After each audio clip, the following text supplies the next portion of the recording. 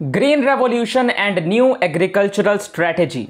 GNDU में BA BSc economics कर रहे स्टूडेंट्स के सेक्शन ए का अगला और सेक्शन ए का last topic, section B C and D बचे हैं जो इसके बाद हम कवर करना स्टार्ट करेंगे। फिलहाल अपना आज का ये टॉपिक शुरू करते हैं। यहां पर मेरे सामने मेरा लैपटॉप पड़ा है, ठीक, जिसमें नोट्स हैं तुम्हारे इस पूरे टॉपिक के, और वही नोट्स तुम्हारे सामने भी यहाँ पर आते रहेंगे। मैंने इस टॉपिक को इस तरह से कवर किया है, इसके नोट्स इस तरह से बनाए हैं कि अगर एग्जाम में इसके रिलेटेड क्वेश्चन आया तो तुम्हें कैसे इसको 7 पेजेस में कंप्लीट करना है, जिसमें हर एक चीज़ कवर हो जाए और तुम्हें इसमें अच्छे मार्क्स मिले।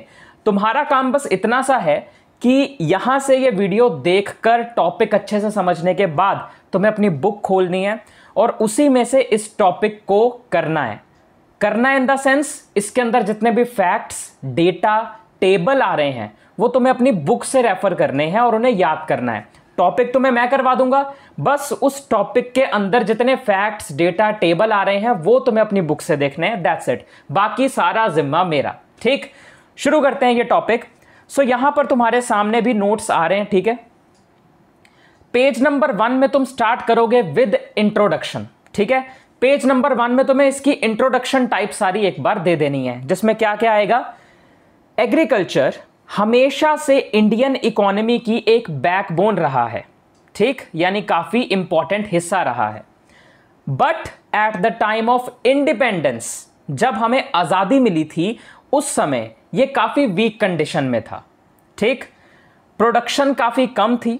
फार्मिंग के लिए पुराने या ट्रेडिशनल मेथड्स का यूज किया जाता था, यानी कि हैंड टूल्स का यूज करना, पुराने मेथड्स से खेती करनी, हल का इस्तेमाल करना, है ना। And dependence on rainfall was very high. बारिश के पानी पर जो डिपेंडेंस थी वो बहुत ही ज्यादा थी। इरिगेशन फैसिलिटीज भी अच्छी नहीं थी। इंडिपेंडेंस के टाइम की बात हो रही है। और फूड सिक्योरिटी एक मेजर चैलेंज था। फूड सिक्योरिटी एक मेजर चैलेंज होने का मतलब हम फूड ग्रेन्स में, वीट में, राइस में भी सेल्फ सफिशिएंट नहीं थे। हमें फूड ग्रेन्स बाहर से इंपोर्ट करने पड़ते थे, खुद इतनी प्रोडक्शन नहीं थी इंडिया में, और ये इंपोर्ट करना पड़ता था under PL 480 scheme. PL 480 scheme का मतलब क्या है? देखो, PL 480 स्कीम, इसका फुल फॉर्म है पब्लिक लॉ 480, ठीक। इसमें होता क्या है कि US से सरप्लस व्हीट और फूड ग्रेन्स हम मंगवाते थे एट अ कंसेशनल रेट, या फिर एज अ फ्री एड वो इंडिया को दे देते थे। सिंपल सी बात, और आसानी से समझाता हूं, ज्यादा इसमें कंफ्यूज होने की जरूरत नहीं। यह है कि हम फूड ग्रेन्स खुद से अच्छे से प्रोड्यूस नहीं कर पा रहे थे, खुद अपने देश में फूड ग्रेन्स नहीं बना पा रहे थे, तो हमें बाहर से मंगवाने पड़ते थे, इंपोर्ट करवाना पड़ता था। यानी हम अपनी फूड ग्रेन्स के लिए, खाने पीने के लिए दूसरे देश पर डिपेंडेंट थे, स्पेशली US पर डिपेंडेंट थे, जिसकी वजह से क्या था, हमारा जो फॉरेन एक्सचेंज है वो भी सेव नहीं हो पा रहा था, यहीं पे खर्च होता जा रहा था। फॉरेन एक्सचेंज मतलब, देखो, जब भी हम वहां से कुछ इंपोर्ट करवाएंगे तो हमें उनको पेमेंट भी डॉलर्स में देनी पड़ेगी, तो पैसा बहुत ही खर्च हो जाता था। तो इसलिए ये सबसे बड़ा चैलेंज था यार कि नहीं, अब फूड ग्रेन्स में सेल्फ सफिशिएंट बनना पड़ेगा। इतना पैसा ऐसे ही बाहर जाता जाएगा तो हम ग्रो कैसे करेंगे, है कि नहीं। 1960s के मिड तक क्लियर हो गया था कि अगर इंडिया को सेल्फ सफिशिएंट बनाना है इन फूड ग्रेन्स तो एक न्यू एग्रीकल्चरल पॉलिसी अडॉप्ट करनी पड़ेगी, ठीक है। इसी बैकग्राउंड में न्यू एग्रीकल्चरल स्ट्रेटेजी इंट्रोड्यूस हुई इन 1966-67, लॉन्च की गई, जो बाद में ग्रीन रेवोल्यूशन के नाम से फेमस हुई, ठीक। ये एक इंट्रोडक्शन टाइप है जिसे तुम बढ़ा चढ़ा के अपने फर्स्ट पेज में लिख सकते हो। अब सेकंड पेज में क्या लिखोगे? सेकंड पेज में तुम्हें पूरी जो न्यू एग्रीकल्चरल स्ट्रेटेजी थी उसको थोड़ा एक्सप्लेन करना है। क्या क्या ऐड करना है, सुनो। न्यू एग्रीकल्चरल स्ट्रेटेजी ना मॉडर्न टेक्नोलॉजी पर बेस्ड थी, जिसे commonly seed, fertiliser, water model कहा जाता है, ठीक है। New agricultural strategy modern technology use करने पे बेस्ड थी, यानी कि HYV seeds, better irrigation facilities, new methods of production या टेक्निक्स, ट्रैक्टर्स, हार्वेस्टर्स, थ्रेशर्स, इनकी मदद से सब अपनी फार्मिंग वगैरह करना। इससे प्रोडक्टिविटी तो बढ़ेगी, ऑब्वियस सी बात है। और इसी को सीड, फर्टिलाइजर, वाटर मॉडल कहा जाता था, क्योंकि इसमें ऐसे है ना कि पहले सीड डाला, फर्टिलाइजर डाला, वाटर, या बेसिकली सीड का अपडेटेड वर्जन, फर्टिलाइजर्स अच्छे लेके आए, केमिकल फर्टिलाइजर्स, पेस्टिसाइड्स वगैरह, और फिर पानी, ऑब्वियसली इरिगेशन फैसिलिटीज को इंडिकेट करता है कि बेटर करी गई। इसके मेन फीचर्स क्या थे? पहला, HYV सीड्स इंट्रोड्यूस करे गए, high yielding variety of seeds, जिससे प्रोडक्टिविटी काफी ज्यादा बढ़ी।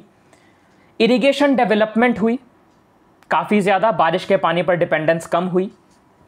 मैकेनाइजेशन हुई। मैकेनाइजेशन मतलब ट्रैक्टर्स, हार्वेस्टर्स, पंप सेट्स, इनका यूज जो है वो बढ़ाया गया।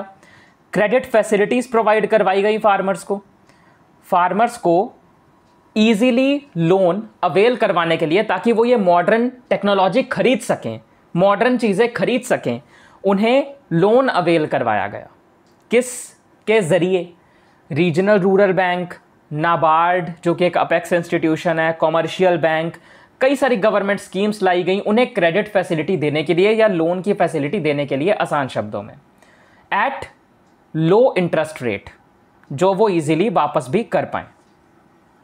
प्राइस सपोर्ट पॉलिसी लाई गई, मिनिमम सपोर्ट प्राइस इंट्रोड्यूस किया गया। तो यार अगर तुमने मेरे पिछले कुछ लेक्चर्स देखे हैं तो तुम्हें पता होगा कि MSP, मैंने उसमें बहुत बार यूज किया है ये वर्ड।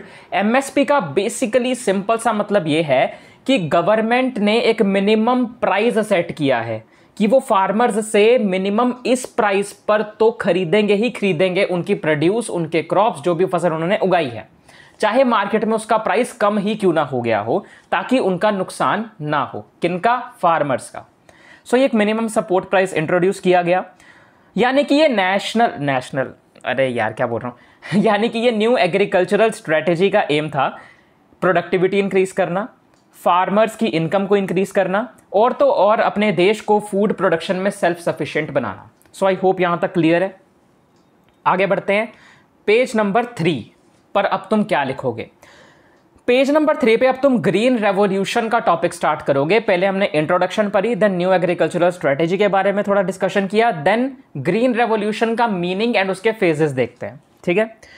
सो ग्रीन रेवोल्यूशन का मतलब है adoption of modern technology in agriculture which leads to sudden and sustained rise in food grains production.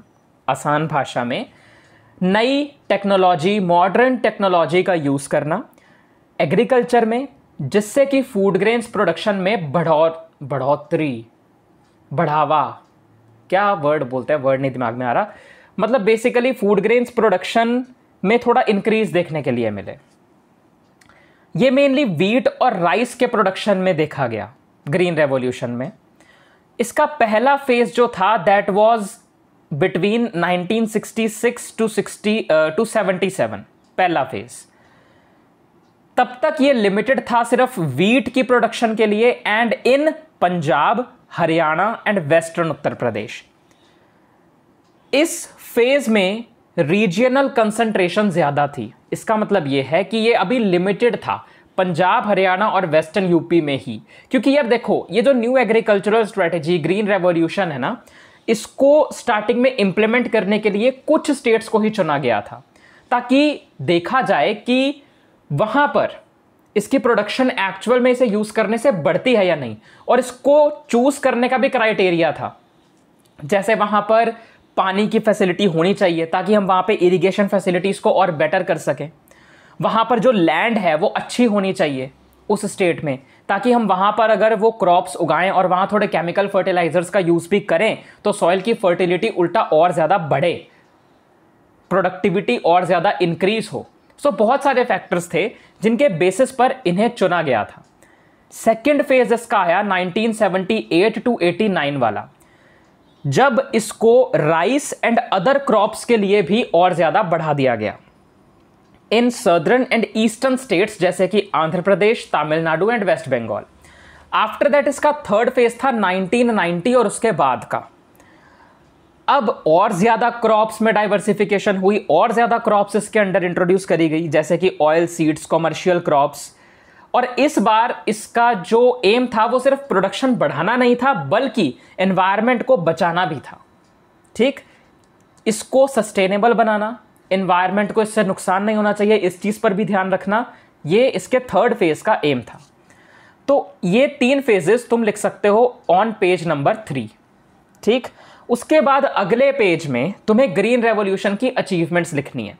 अभी तक तुमने इंट्रोडक्शन दे दी टॉपिक की, नेशनल, मेरे मुंह से नेशनल ही निकल रहा है, न्यू एग्रीकल्चरल स्ट्रेटेजी के बारे में तुमने बता दिया वो क्या है, ग्रीन रेवोल्यूशन के बारे में बता दिया कि वो क्या है, उसके फेजेस बता दिए। Now it's time to introduce और टेल कि ग्रीन रेवोल्यूशन की अचीवमेंट्स क्या रहीं इसको इंप्लीमेंट करने के बाद। ठीक, सो फूड ग्रेन प्रोडक्शन में काफ़ी इंक्रीज हमें देखने को मिला। ठीक है, इंडिया फूड ग्रेन्स में सेल्फ सफिशिएंट बना, specially in wheat and rice. Import substitution हुआ, बेसिकली हम ये सब जो पहले इंपोर्ट करवाते थे अब वो नहीं करवाना पड़ रहा, फॉरेन एक्सचेंज की सेविंग हो रही है, क्योंकि अब हमारे पास ऑलरेडी सफिशिएंट फूड ग्रेन्स हैं, व्हीट है, राइस है, कुछ और क्रॉप्स भी हैं, तो हमें ये सब चीज़ें अब इंपोर्ट करने की ज़रूरत नहीं रह गई। फार्मर की इनकम बढ़ी, क्योंकि अगर प्रोडक्टिविटी बढ़ेगी तो ऑब्वियस ही बात है फार्मर्स की इनकम भी बढ़ेगी। एम्प्लॉयमेंट अपॉर्चुनिटीज़ क्रिएट हुई, जैसे एग्रीकल्चर रिलेटेड इंडस्ट्रीज़ है ना, या एग्रीकल्चर में भी जो एम्प्लॉयमेंट है वो और ज़्यादा जनरेट हुई, क्रिएट हुई। वैसे एग्रीकल्चर में कहना ठीक नहीं होगा, एग्रीकल्चर रिलेटेड इंडस्ट्रीज़ में ही वो एम्प्लॉयमेंट अपॉर्चुनिटीज़ बढ़ी, ये कहना सही है। अब देखो यार, एग्रीकल्चर और इंडस्ट्री आपस में ना कनेक्टेड है बहुत ज़्यादा, क्योंकि एग्रीकल्चर ग्रो करेगा, अपनी प्रोडक्टिविटी बढ़ाएगा, तो यानी वो और ज़्यादा रॉ मटेरियल्स या कच्चा माल क्रिएट करेगा फॉर इंडस्ट्रीज़, है ना। कॉटन प्रोवाइड करेगा, शुगर केन प्रोवाइड करेगा, बहुत सारी चीज़ें इंडस्ट्रीज़ को प्रोवाइड करेगा।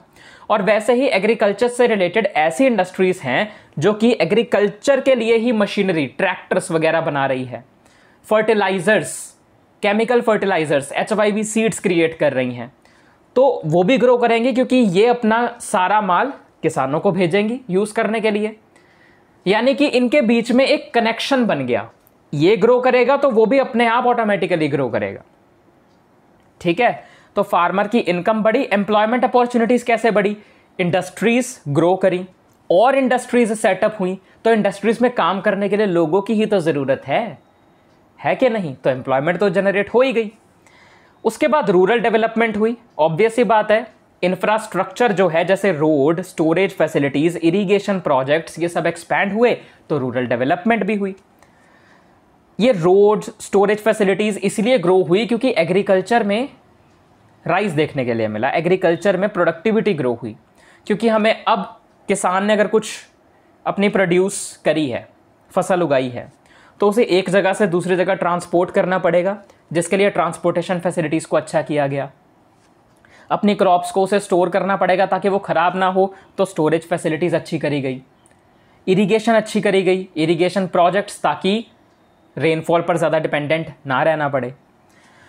उसके बाद इंडस्ट्रियल ग्रोथ, जैसा मैंने बताया वो इंटरलिंक्ड हैं, वो ग्रो करेगा तो इंडस्ट्रीज भी ग्रो करेंगी। तो ये तुम पेज नंबर 4 पे लिख सकते हो। 5th पेज पर तुम इसकी लिमिटेशंस लिख सकते हो। हर सिक्के के 2 पहलू होते हैं, एडवांटेजेस भी हैं तो डिसएडवांटेजेस भी होंगी, मेरिट्स हैं तो डिमेरिट्स भी होंगे, और साथ ही साथ अगर इसकी कुछ अचीवमेंट्स भी हैं तो लिमिटेशंस भी होंगी। अब लिमिटेशंस क्या रही, रीजनल इम्बैलेंस हुआ, मतलब ये सिर्फ कुछ ही रीजन्स तक लिमिटेड रहा, सभी को फ़ायदा नहीं मिला। हर जगह इंडिया में हर जगह फार्मिंग उतनी स्पीड से नहीं बढ़ी जितनी स्पीड से कुछ सिलेक्टेड स्टेट्स में बढ़ी, स्टार्टिंग में जिनका मैंने नाम भी दिया। क्रॉप इम्बैलेंस हुआ, सिर्फ व्हीट और राइस पर ज़्यादा फोकस किया गया। बाद में कुछ क्रॉप्स इंट्रोड्यूस हुए बीच में, ज़रूर हुए, पर उनका प्रोडक्शन इतनी लार्ज स्केल में इंक्रीज नहीं हुआ जितना सिर्फ व्हीट और राइस का हुआ, बाकी क्रॉप्स तो इग्नोर हो गए। उसके बाद लार्ज फार्मर्स को ही इसका ज़्यादा बेनिफिट मिला। देखो यार, भले ही क्रेडिट फैसिलिटीज़ अच्छी करने की कोशिश करी गई, पर किसान इतने पढ़े लिखे नहीं हैं, इलिटरेट थे, तो उन्हें नहीं पता था बैंक्स के कॉम्प्लेक्स प्रोसीजर्स के बारे में। उन्हें नहीं पता कि बैंक में जाके क्या और कैसे सब करना है। अगर चलो उनकी मदद कर भी देते हैं वहाँ पर जो लोग काम कर रहे हैं, उसके बाद भी उन्हें जो लोन है वो पूरा एक प्रोसेस होने के बाद मिलता है। कभी कभार सोइंग सीज़न, हार्वेस्टिंग सीज़न पूरा निकल जाता था, तो उसके बाद लोन मिलने का फ़ायदा नहीं, क्योंकि एग्रीकल्चर जो है वो नेचर पर डिपेंडेंट एक एक्टिविटी है। तो हमें उसके हिसाब से चलना पड़ता है, नेचर के हिसाब से, अपने हिसाब से हम नहीं चल सकते। टाइम पर अगर कोई बीज नहीं बोए या फसल नहीं काटी तो कोई फ़ायदा नहीं। फसल नहीं काटी टाइम पर तो वो ख़राब हो जाएगी, और अगर टाइम पर सही बीज नहीं बोए अकॉर्डिंग टू दैट सीज़न तो वैसे भी वो ग्रो नहीं करेगा। इसीलिए लोन मिलने में कभी टाइम लग जाता था, कभी वो इस चीज़ के बारे में इतने अवेयर नहीं थे। बहुत सारी चीज़ों की वजह से स्मॉल फार्मर्स को ईजिली लोन अवेल नहीं हुआ। ठीक है, काफ़ियों ने लिया पर काफ़ियों को नहीं भी हुआ। लार्ज फार्मर्स को ज़्यादा बेनिफिट क्यों हुआ? क्योंकि ये जो मॉडर्न मशीनरी है, टेक्निक है, HYV सीड है, बेटर इरिगेशन फैसिलिटीज़ हैं, है ना, जो ट्रैक्टर्स हैं, हार्वेस्टर्स हैं, थ्रेशर्स हैं, ये सब खरीदने के लिए पैसे चाहिए, और वो पैसे छोटे किसानों के पास तो नहीं थे, बड़े किसानों के पास थे। तो उन्होंने ये सब खरीदा। अब जो छोटे किसान हैं वो क्या करेंगे? जिनके पास ज़मीन तक नहीं है वो क्या करेंगे? वो इनके अंडर काम करेंगे, तो उनको तो कोई फ़ायदा हुआ ही नहीं। सारा फ़ायदा तो ये लार्ज फार्मर्स ले गए जिनके पास पैसा था ये सब लेने का। उसके बाद एनवायरमेंटल प्रॉब्लम्स हुई, केमिकल फर्टिलाइजर्स इंट्रोड्यूस तो हो गए, उससे प्रोडक्टिविटी तो बढ़ी, पर जब उसका यूज एक्सेस में हुआ, अति में हुआ, कहते हैं ना किसी भी चीज़ की अति कर दो, लिमिट से ज़्यादा कर दो, तो वैसे ही वो चीज़ खराब ही करनी है, चाहे वो पहले थोड़ी मात्रा में अच्छा ही क्यों ना कर रही हो। तो ये एक्सेस में केमिकल फर्टिलाइजर, पेस्टिसाइड्स का यूज़ करने से सॉइल फर्टिलिटी कम हो गई, वाटर टेबल पे नेगेटिव इम्पैक्ट डला, सोशल इनइक्वालिटी बढ़ गई, मतलब रिच और रिच हो गए एंड पुअर और पुअर हो गए, डिस्गाइज्ड अनएम्प्लॉयमेंट भी आई। डिस्गाइज्ड अनएम्प्लॉयमेंट का ना वैसे एक्चुअल मतलब क्या होता है कि अगर किसी एक जगह पे, एक फार्म पे सिर्फ 5 फार्मर्स की ज़रूरत है खेती करने के लिए, पर वहाँ 10 लोग काम कर रहे हैं, मतलब जितना 5 लोग मिलके प्रोडक्शन कर लेंगे उतना ही प्रोडक्शन अब 10 लोग मिलके कर रहे हैं, तो उससे कोई फ़ायदा नहीं हो पा रहा, क्योंकि 5 लोग अगर काम कर रहे हैं वो भी उतना ही प्रोडक्शन कर रहे हैं, 10 लोग काम कर रहे हैं वो भी उतना ही प्रोडक्शन कर रहे हैं। तो बाकी जो 10 में से 5 लोग तो ठीक है, पर बचे 5 लोगों का तो वहां पर रहना मतलब ही नहीं बनता, उनकी तो मार्जिनल एफिशिएंसी ही 0 है, यानी वो कुछ एक्स्ट्रा उसमें दे ही नहीं रहे। So this is disguised unemployment. पर अगर मैं इसके पर्सपेक्टिव से देखूं ग्रीन रेवोल्यूशन में, तो इसमें डिस्गाइज्ड अनएम्प्लॉयमेंट का बेसिकली मतलब था कि मैकेनाइजेशन या न्यू टेक्नोलॉजी से लेबर डिमांड कम हो गई इन सम रीजन्स। तो कई सारे जो वर्कर्स हैं, जो किसान हैं, वो टेक्नोलॉजिकली अनएम्प्लॉयड हो गए, मतलब नई टेक्निक्स आ गई। कुछ फार्मर्स ऐसे थे जिन्हें वो यूज़ करनी ही नहीं आती, तो वो क्या करेंगे? उन्हें तो कहीं पे काम ही नहीं मिलेगा, खेती कैसे करेंगे? नई टेक्निक आ गई, उन्हें यूज़ नहीं करनी आती, तो वैसे ही टेक्नोलॉजिकली अनएम्प्लॉयड हो गए, टेक्निकली अनएम्प्लॉयड हो गए। तो after that 6th page number पे तुम ग्रीन रेवोल्यूशन के जो इम्पैक्ट आए हैं वो लिख सकते हो। Impact is a completely different thing, इसको तुम इसके अचीवमेंट से या लिमिटेशन से कंफ्यूज मत कर देना। इम्पैक्ट में क्या क्या इंक्लूड होता है वो मैं तुम्हें बताऊंगा, तुम्हें अपने आप डिफरेंस क्लियर हो जाएगा। इम्पैक्ट में सबसे पहला इकोनॉमिक इम्पैक्ट क्या पड़ा कि जीडीपी में एग्रीकल्चर का कंट्रीब्यूशन इंप्रूव हुआ। ऑब्वियस ही बात है, एग्रीकल्चर सेक्टर ग्रो करेगा तो उसका कंट्रीब्यूशन इन जीडीपी भी ग्रो करेगा। इंपोर्ट्स रिड्यूस हुए एंड फॉरेन एक्सचेंज की सेविंग्स हुई, जो मैं ऑलरेडी बता चुका हूं। पॉलिटिकल इम्पैक्ट से अगर देखा जाए तो फूड सिक्योरिटी के वजह से इंडिया ने अपनी फॉरेन पॉलिसी में इंडिपेंडेंस शो करी, स्पेशली अगेंस्ट यूएसए। ठीक, नोट करना। सोशल इम्पैक्ट की बात करें तो रूरल प्रॉस्पेरिटी इंप्रूव हुई, बट साथ ही ना थोड़ी इनकम इनइक्वालिटी और रीजनल डिस्पैरिटी भी बढ़ गई। यानी कि नो डाउट रूरल एरियाज में डेवलपमेंट हुई इस वजह से, जैसे मैंने बताया इंफ्रास्ट्रक्चर डेवलप हुआ, रोड स्टोरेज फैसिलिटीज़ वगैरह इंप्रूव हुई, पर साथ ही साथ ना इनकम इनइक्वालिटी भी आई, रिच और रिच, पुअर और पुअर, साथ ही साथ रीजनल डिस्पैरिटी भी बढ़ गई। टेक्नोलॉजिकल इम्पैक्ट क्या आया कि फार्मिंग जो है वो ट्रेडिशनल मेथड से मॉडर्न मेथड्स में शिफ्ट हुई। एंड एट द एंड तुम 7th पेज पर इसका कंक्लूजन लिख सकते हो। कंक्लूजन में क्या कह सकते हो? Green revolution and new agricultural strategy Indian agriculture को ट्रांसफॉर्म करने के लिए बहुत इंपॉर्टेंट रोल प्ले करता है।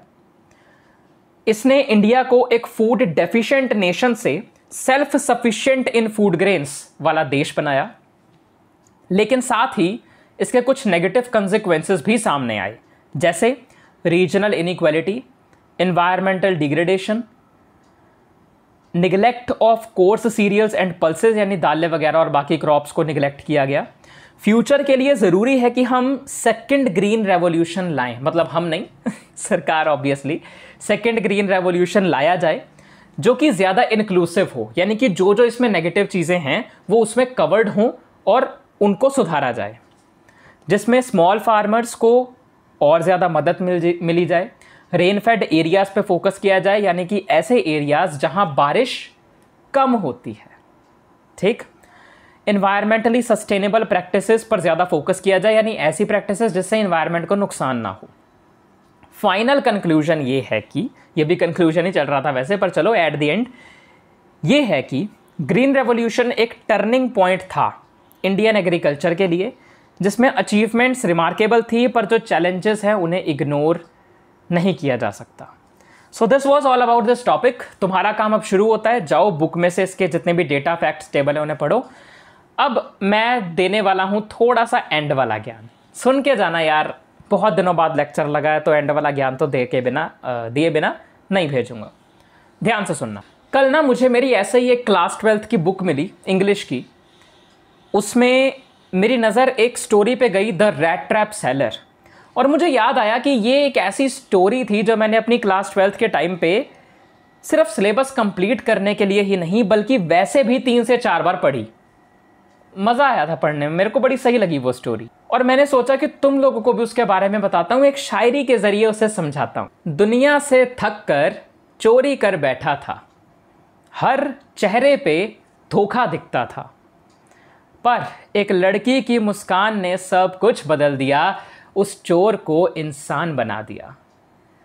जहां सिर्फ नफरत थी वहां एहसास जगा दिया, उस चोर को एक इंसान बना दिया।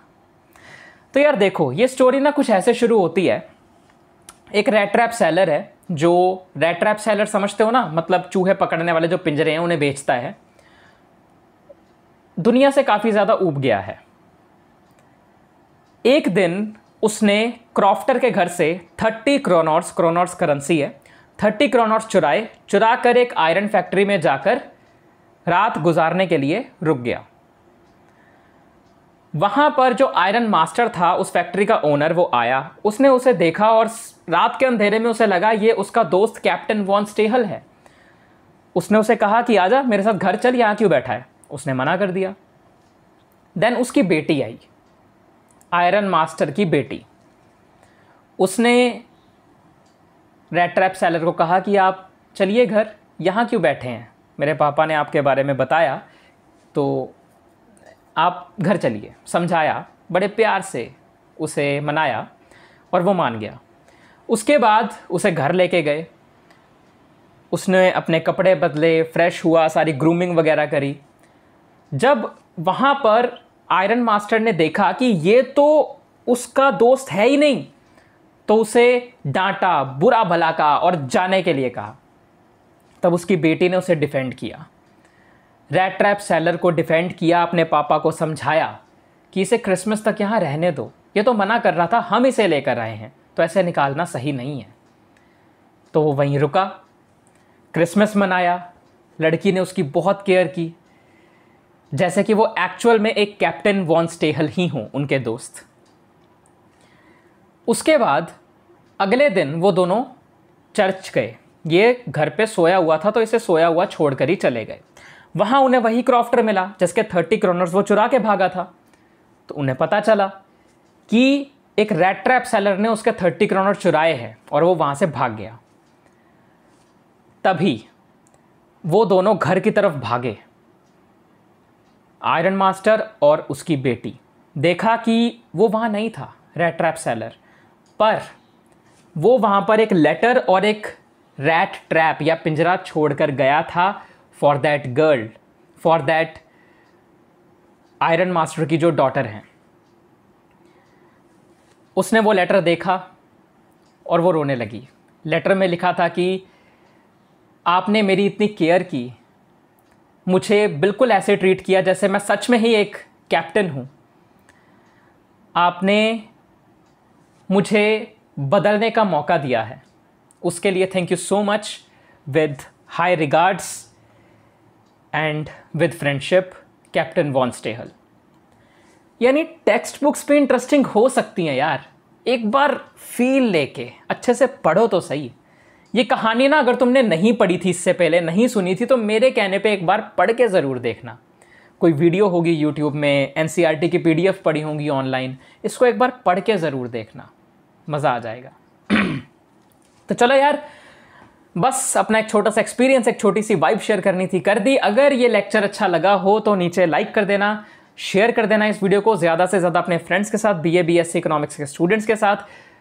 अच्छा सा कमेंट कर देना, कोई फीडबैक हो तो वो भी दे सकते हो। मिलता हूँ तुम लोगों से अगली किसी और वीडियो में। और हाँ, सब्सक्राइब कर देना AVM स्टडी हब को, नोटिफिकेशन बेल को ऑन कर देना। अब मिलता हूँ तुम लोगों से अगले लेक्चर में, तब तक के लिए bye bye bye, take care.